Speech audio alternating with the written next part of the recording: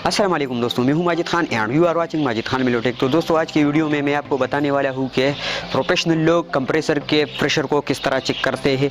अगर आपके कंप्रेसर का प्रेशर कम हो जाए तो फिर आपका रेफ्रिजरेटर सही तरीके से प्रॉपर कूलिंग नहीं करेगा। तो आज की वीडियो में हम समझने जा रहे हैं कि किस तरह हम अपने कंप्रेसर के प्रेशर को सही तरीके से चेक करते हैं। तो दोस्तों ये हमारे पास दो कंप्रेसरें पड़ी हुई है, तो हम इसके ज़रिए सीखेंगे कि हम किस तरह रेफ्रिजरेटर के कंप्रेसर की प्रेशर चेक कर सकते हैं। तो दोस्तों इसके लिए आपको चाहिए एक लीड और इस पे ये आपको हाई प्रेशर गेज लगा हुआ नज़र आएगा इस लीड के ऊपर।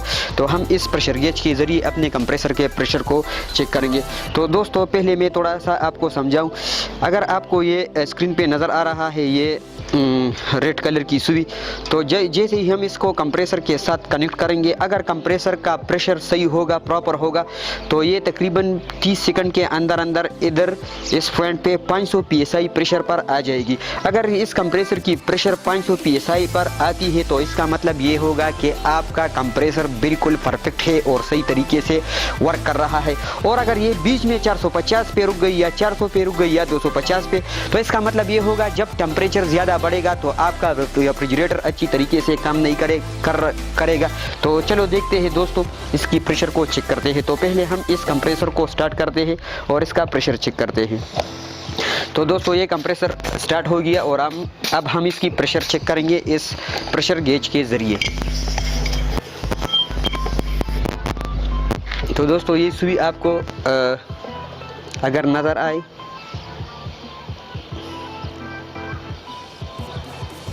ये सुई इधर बिल्कुल 500 तक पहुंच गई है। तो इसका मतलब ये है कि ये कंप्रेसर बिल्कुल सही तरीके से वर्क कर रहा है। तो फिर हम इसको चेक करते हैं एक दफ़ा फिर कि आपको सही तरीके से समझ आए।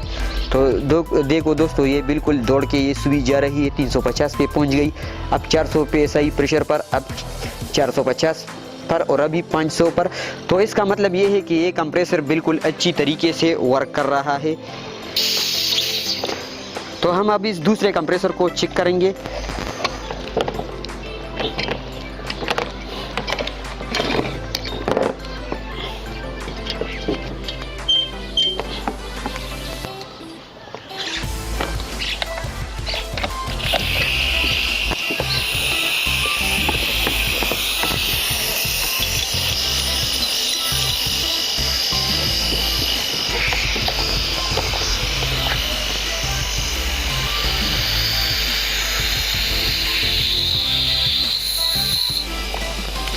तो दोस्तों अब ये भी बिल्कुल दौड़ के जा रही है, इस दूसरे कंप्रेसर का प्रेशर की जो सुई है वो जा रही है।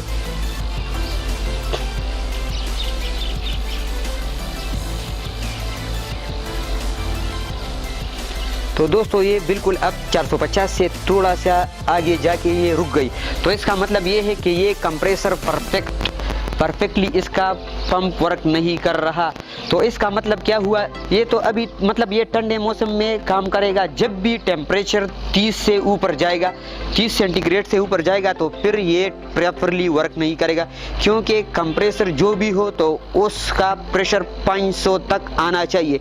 इसका तकरीबन 500 से पहले रुक गया है, आपको इस सुई में नज़र आ रहा होगा। तो इसका मतलब ये कि ये वर्क नहीं करेगा। तो दोस्तों इस तरह आप अपने कंप्रेसर के प्रेशर को चेक कर सकते हैं। फिर मैं आपको दिखाता हूँ।